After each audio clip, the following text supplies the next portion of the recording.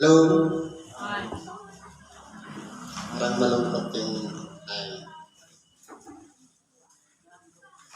Sa pangalan po ng dakilang Panginoong Jesucristo, isang mapagpalang hapon po sa bawat isa sa atin. Dito po tayo sa pagpapatuloy ng ating gawain para ikalawang bahagi ang pangangaral ng mabuting balita. Salamat po sa Diyos sa pinagkaloob niya sa ating panahon. At bagamat may sabi nga mayroon daw bagyo, pero nandito pa rin tayo at pinagsama-sama para makibahagi sa tinatawag na araw ng pagsamba. Meron po tayo ditong aralin. Ang una po, ayon sa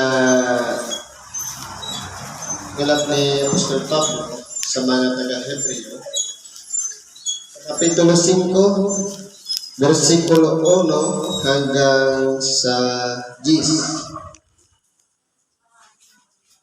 Sapagkat ang bawat dakilang saserdote, palibasay hinugot sa mga tao, ay inilagay dahil sa mga tao sa mga bagay na nauukol sa Diyos, upang siya ay makapaghandog ng mga kaloob at mga hain namang patungkol sa mga kasalanan, na makapagtitiis na may kaamuan sa mga di nakaalam at nangamamali, yamang siya rin naman ay nalilibid ng kahinaan.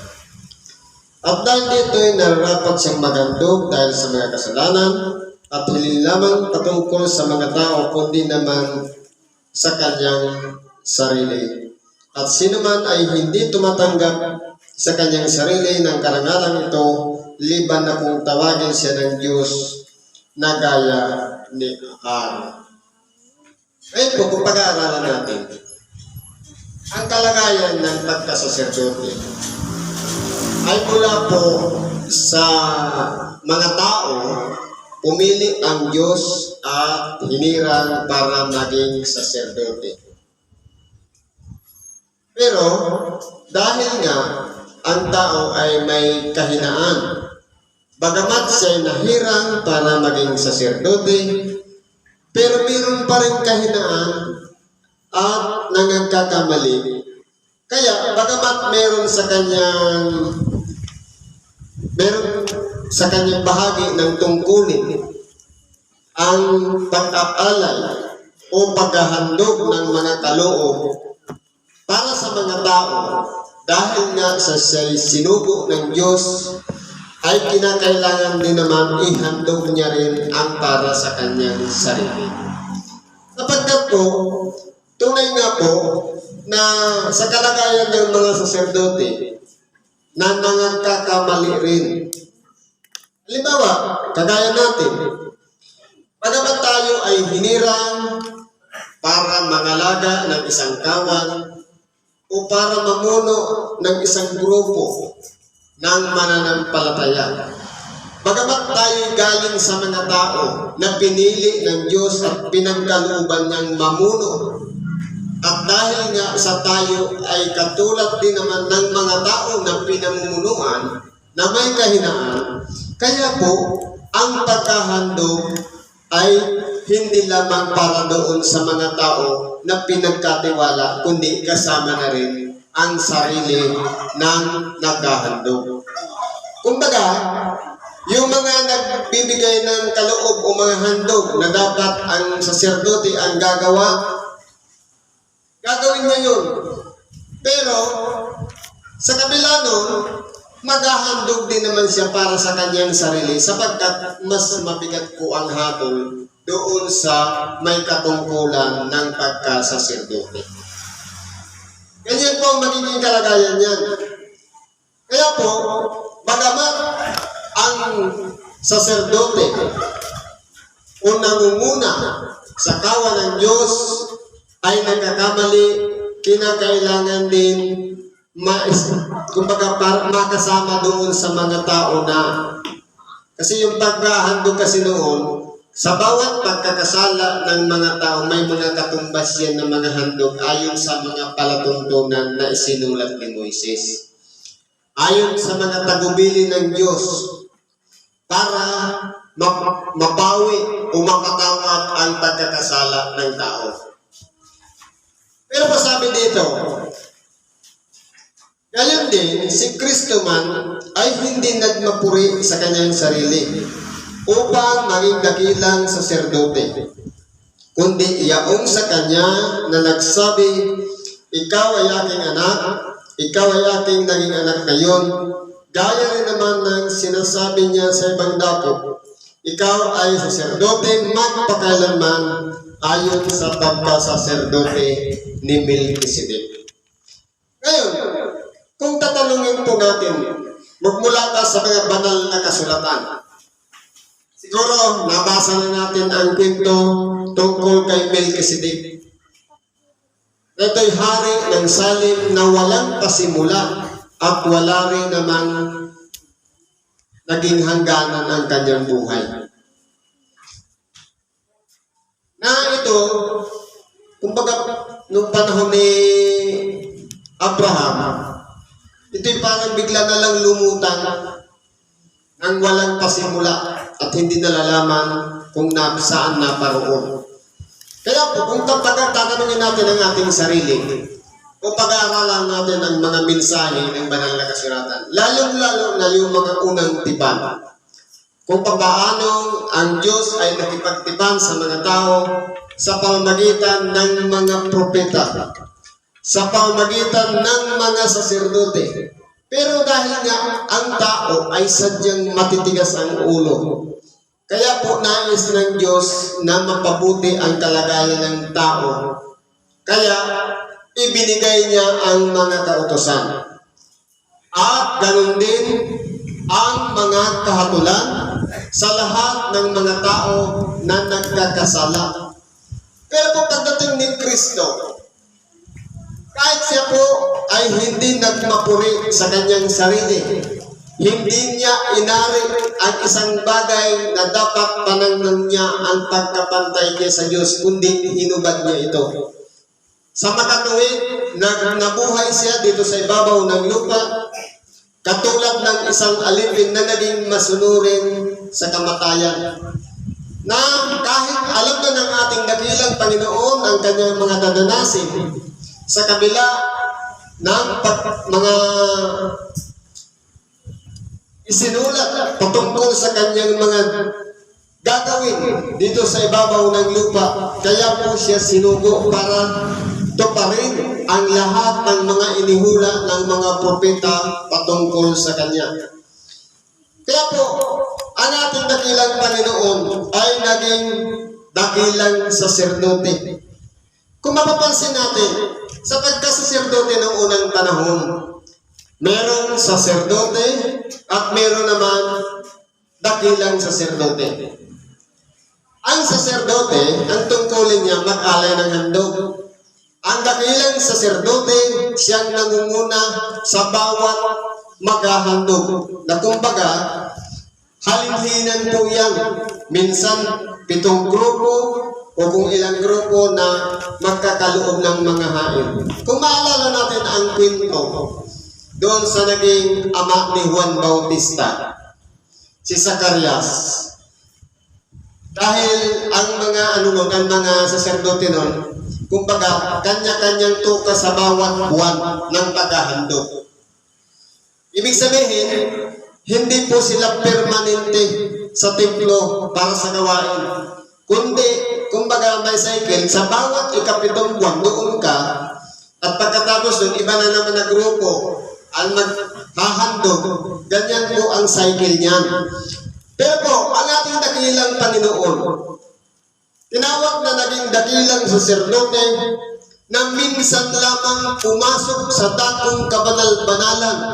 Sa makatuwid bagay, hindi naghandog ng anumang handog na susunugin, kundi ang kanyang sarili, ang kanyang inihandog sa pamamagitan ng pagkakaloob niya ng kanyang buhay upang ang mga tao na kung papaano noon unang panahon, sa bawat paghahandog ng mga saserdote, limitado lamang ang mga tatanggaping pagpapatawad. Halimbawa, kung ang sala ng tao noon ay nakalimot sa mga pagtitipon o kaya sa mga pista, may mga kahatulan po yan. Pag naghandog ng susunugin, nagagawin naman ng mga saserdote, kumbaga, recover na yung mga nagawang pagkakamali. Pero ang ating dakilang Panginoon, minsan lamang pumasok sa dakong kabanal-banalan, sa makatuwid bagay, sa pamamagitan ng kanyang dugo na walang katumbas na halaga dito sa ibabaw ng lupa. Ipinagkalog niya yan alang-alang sa bawat isa na sumasampalataya sa kanya. Ibig sabihin, kung noon po, ritual na ginagawa, kumbaga, bawat pagkakasala, may kahatulan, may paghahandog. Pero po, pagdating ng ating dakilang Panginoon, kahit hindi natin siya nakita, nauna na siyang naghandog patungkol sa ating mga pagkakasala. Kung sa panahon ng saserdote, mauna muna yung pagkakasala o pagkakamali, kung ano yung kahatulan doon, siyang gagawin na ihahandog na ipagkakaloob ng mga saserdote. Pero pagdating ng ating dakilang Panginoon, na siyang umuspos upang ang tao ay maligtas sa pamamagitan ng kanyang ginawa, na nauna yung paghahandog niya, ang gagawin na lang natin, walang iba, sumampalataya tayo sa kanyang ginawa. Dala natin lahat ng pagkakasala natin doon. Kung dati noon, nagkatima-tima ang bawat pagkakasala, may kanya-kanyang kaloob o paghahandog. Pero sa panahon ng ating dakilang Panginoon, lahat ng mga nagawa nating pagkakasala mula nang tayo'y magkamalay dito sa ibabaw ng sanglibutan, yan ay patatawarin. Kung tayo po ay bukas ang ating puso, natatanggapin natin sa ating sarili na tayo ay isang makasalanan.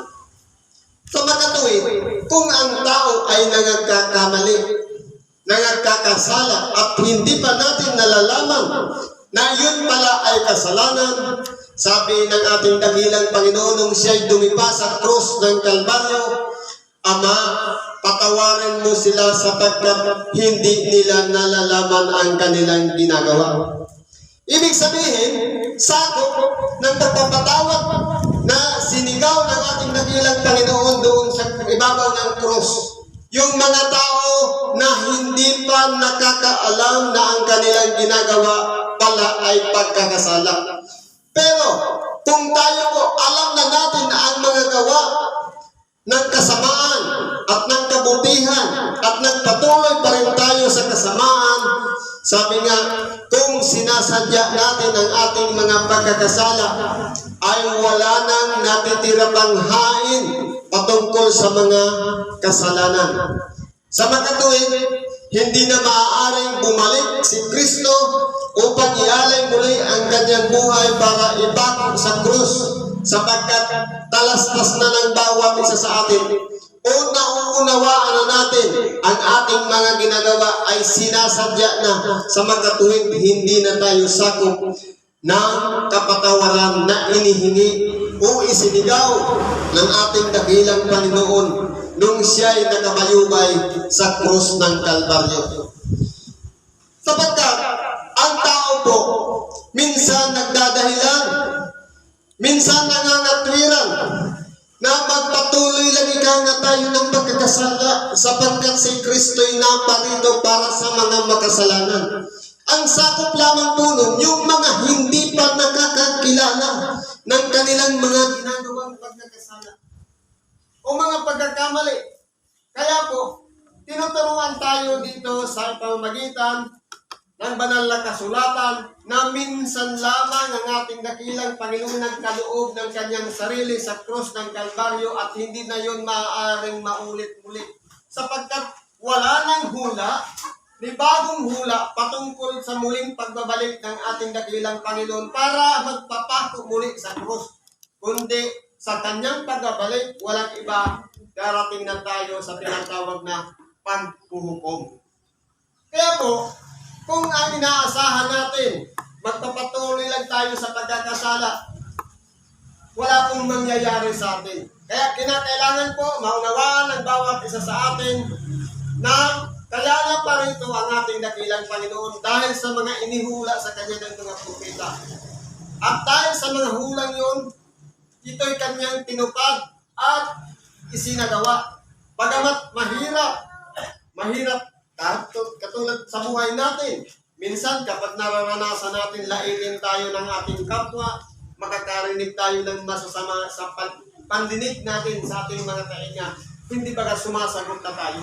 Pero ang ating dakilang Panginoon naging huwaran sa kabila ng mga narinig niya na kung ano-anong mga ginagawa sa ating dakilang Panginoon nung siya'y malapit ng dumdanasin ang pagsasakripisyo ay naging matatag po siya at ginampanyan niya ng buong husay upang siya'y maging huwaran sa bawat isa sa atin na sumusunod din sa kanyang likuran.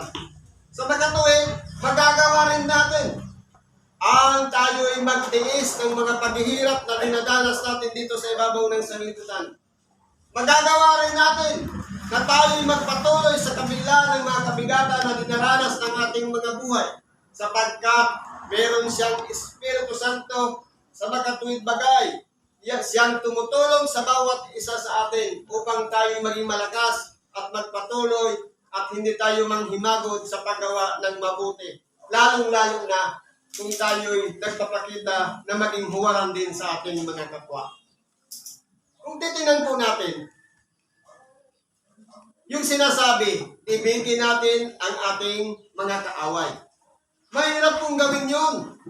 Pero kung nasa ilalim tayo ng kapangyarihan ng Espiritu Santo, magagawa po natin yun sapagkat ipagkakalob sa atin ang karunungan, ang kalaman at pagkaunawa ng sa ganun.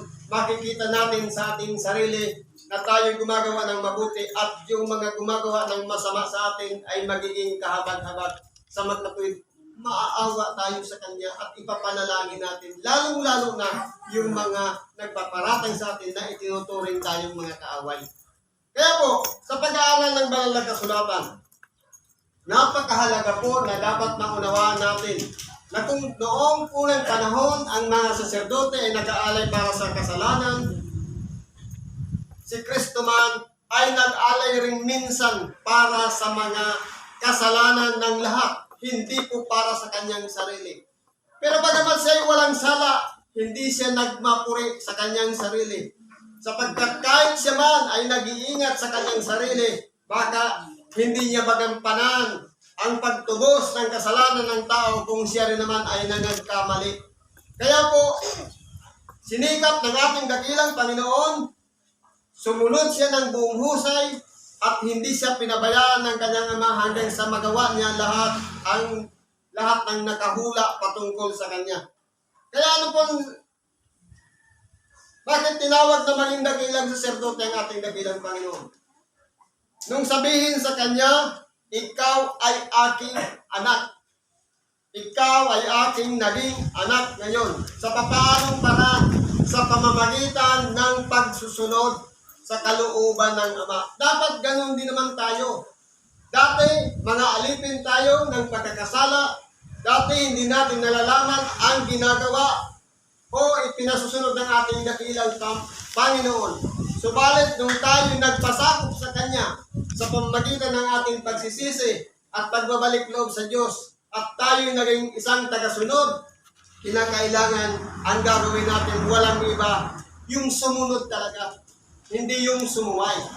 Kung paano ng ating dakilang Panginoon ay sumunod hanggang kamatayan, dapat ganun din ang ating gagawin. Magpatuloy tayo sapagkat bagamat ang ating dakilang Panginoon ay naging dakilang saserdote, siya ay tinawag ayon sa pagkasaserdote ni Melchizedek upang sa ganun tayong lahat, bagamat hindi natin nakita o nasilayan na siya'y nakadipa sa krus, na siya'y naghihirap sa pamamagitan ng mga hampas na kanyang dinanas, tayo'y nanampalataya lamang at nagtamo na tayo ng kaligtasan sa pamamagitan ng kanyang ginawa. Kaya kung pag-aaralan po natin, Napakaganda na ng offer ng ating dakilang Panginoon sa bawat isa sa atin. Sumampalataya lang tayo at lalakipan pa natin ng gawa sa pamamagitan ng pagsunod. Sapagkat kung pananampalataya lamang, sasabihin natin, pwede pa tayo magkapandaya sa iba. Sasabihin natin, nananampalataya ako sa Diyos, wala ng pruweba kung paano tayo sumasampalataya. Pero kung tayo ay sumusunod, magamang tayo ay isang makasalanan, handa tayong magpasakop sa kalooban ng Diyos sa pamamagitan ng pagbabago ng ating sarili mula sa masamang ugali papunta doon sa pagiging isang mabuting ugali. Tunay nga po na makikita doon ang halimbawa na tayo ay naging isang tagasunod ni Kristo. Isang tao na handang magpasakop at handang isakripisyo ang kanyang sarili alang-alang sa pag-ibig sa atin ng Diyos nung tubusin tayo ng ating mga pagkakasala. Na siya sa mga araw ng kanyang laman ay naghandog ng mga panalangin at mga daing na sumisigaw ng malakas at lumuluha doon sa may kapangyarihang makapagliligtas sa kanya sa kamatayan, at siya ay dininig dahil sa kanyang banal na takot.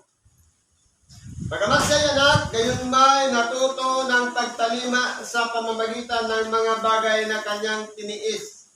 At nang siya ay mapaging sakdal, ay siya ang gumawa ng walang hanggang kaligtasan sa lahat ng mga nagsisitalima sa kanya. Pinanganla ng Diyos na dakilang saserdote ayon sa pagka-saserdote ni Melchizedek. Kaya kung pag-aaralan po natin, bagamat kwento lamang ang buhay-buhay ni Melchizedek, inihalimbawa din ang ayon sa pagka-saserdote ng ating dakilang Panginoon sa pagka-saserdote ni Melchizedek. Dahil po sa kanyang pagtalima, dahil sa kanyang mga panalangin at daing, at dahil din sa kanyang banal na takot, at ipinagkaloob sa kanya ang buhayin muli sa mga patay, sa makatuwid bagay, ang mapagtagumpayan ang kamatayan. Kaya kung pag-aaralan po natin, pinasagdal po ang ating dakilang Panginoon sa pamamagitan ng kanyang banal na takot. Kaya tayo naman po, tinuturuan upang sa pagkunti-kunti nating pag-aaral at pakikinig ng salita ng Diyos, tayo po ay kinakailangan magkaroon ng pagsulong sa pamamagitan ng paunti-unti upang sa ganon, sa pamamagitan ng ating mga karanasan dito sa ibabaw ng sanglibutan, kung tayo ay mapanibughuin o siloso, kapag tayo po ay pinaghaharian ng Diyos, nakukontrol na natin yan. Kung tayo po ay madaling sumagot ng masama, lalong-lalo na sa mga nagsasalita sa atin ng masama, marunong na rin tayong mag-control. Sa makatuwid, ang pagpukontrol o pagpipigil sa sarili ay isang paraan papunta sa kasakdalan. Sabi nga, practice makes perfect. Kaya kung palagi tayong sinasanay natin ang ating sarili ng magpigil, papunta po tayo noon sa kasakdalan. Nakagaya rin naman ang ating dakilang Panginoon sa pamamagitan ng kanyang pagkasakdal. Nagtagumpay siya at pinagkalooban siya ng buhay na walang hanggan. Siya ang unang bumangon na maguli sa mga patay. Kung tayo naman ay sumampalataya sa ating dakilang Panginoon, tayo rin naman ay bubuhayin niyang muli sa kanyang pagbabalik. Sabi nga, sa mga sumusunod sa ating dakilang Panginoon, naroon ang pasanin ang kanyang pamatok at mag-aral sa kanya. Sa makatuwid, lahat ng mga sinalita ng ating dakilang Panginoon, pag-aralan natin, unawain natin, at sikapin natin maisabuhay. Yun ang pamamaraan. At yung pamatok, walang iba, yung mga kautusan ni Kristo. Sa makatuwid, yung mga hangganan ng ating dapat na gagawin. Kagaya ng sinabi ng ating dakilang Panginoon, manatili lang sa kalagayan na ginawa niya. ang maging mapagpakumbaba. Sapagkat ang pagpapakumbaba ay isang paraan upang tayo'y makasunod sa kalooban ng Diyos. Sapagkat kung tayo'y palaging nagre-reklamo, napapagod, pagka minsan nagsasawa na, napabalik-balik tayo sa templo, wala namang nangyayari. Kung titingnan natin, alam lahat ng Diyos ang mga bagay na ginagawa natin kung tayo ay gumagawa ng mabuti. Kaya po, kung pag-aaralan natin, sa pagkaunawa natin, ang paghuhukom, kumbaga, kagaya dito sa ibabaw ng isang libutan, gagamit pa ng isang tagapagtanggol at isang tagapag-usisa at isang hukom. Pero pagdating po ng ating dakilang Panginoon, hindi po mangyayaring ganon. Pagkarami-rami ba naman ng tao, kung ang mangyayari, sabi, at nangabuksan ang mga aklat. At nangabuksan ang aklat ng buhay. Sa makatuwid bagay, ang bawat tao na nakasulat doon sa aklat ng buhay ay pagbabatayan yung mga kautusan o yung mga aklat sa makatuwid bagay. Ang aklat mula kay Mateo hanggang sa Apokalipsis. Kinakailangan pag-ingatan natin lahat ng mga nakasulat yan na hindi dapat natin sinasalungat, kundi ginaganap natin ang ayon sa mga sinabi ng ating dakilang Panginoon sa pamamagitan ng mga bibig ng kanyang mga lingkod at ganoon din sa bibig ng kanyang mga apostol na kinakailangan ng bawat isa sa atin ay magsisi ng ating mga kasalanan at sumunod tayo sa kalooban ng Diyos. Simple lamang ba ang proseso? Sumampalataya lang sa ginawa ng ating dakilang Panginoon at sumunod. Wala nang problema. Pero ang nangyayari po, nagpapatuloy lang tayo sa pagkakasala. Sapagkat ang katwiran, naparito si Kristo para sa mga makasalanan. Kaya magpatuloy lang tayo ng pagkakasala. Hindi po. Anong sinabi ng ating dakilang Panginoon? Kayo'y malilinis na sa pamamagitan ng mga salitang aking sinalita. Sa makatuwid, kung tinanggap natin ang pagpapatawad ng ating mga kasalanan sa pamamagitan ng pananampalataya natin na ginawa ng ating dakilang Panginoon, na sumampalataya lang tayo sa kanyang ginawang pag-alay ng kanyang sarili para sa bawat isa sa atin na makasalanan, pinatawad na po tayo. At patuloy tayong patatawarin kung tayo'y nananatiling nakikinig ng kanyang mga aral o kanyang mga salita.